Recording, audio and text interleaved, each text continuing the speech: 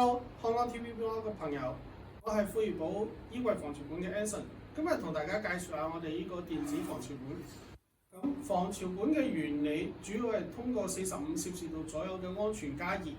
喺潮濕嘅空間裏邊產生空氣嘅熱對流循環，就會將裏邊嘅濕氣排出。然之後因為加熱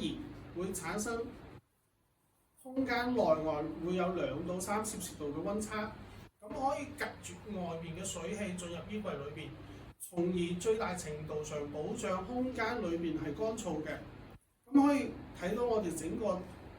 產品係純物理防潮嘅，冇任何嘅化學劑，都唔需要倒水，唔需要人工控制，裝咗入個櫃嗰度就唔使理佢噶啦。咁我哋一共有4個系列嘅產品，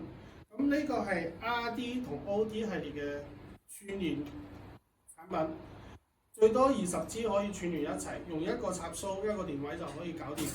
因為我哋做咗一個連接器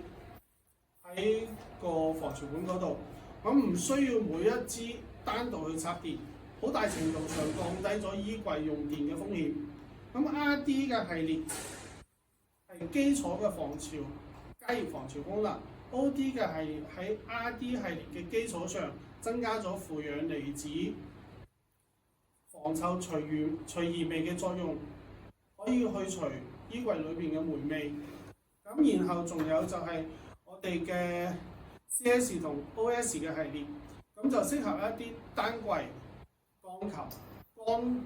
貨食品嘅係防潮設備使用。咁呢個系列就需要每一支都單獨去插電，唔支持串聯。咁同樣 CS 係基礎加熱防潮 ，OS 係喺 CS 嘅基礎上增加咗負氧離子除味嘅功能。咁如果大家有防潮嘅需求，可以試試我哋富怡寶電子防潮管，相信一定可以解決你嘅問題。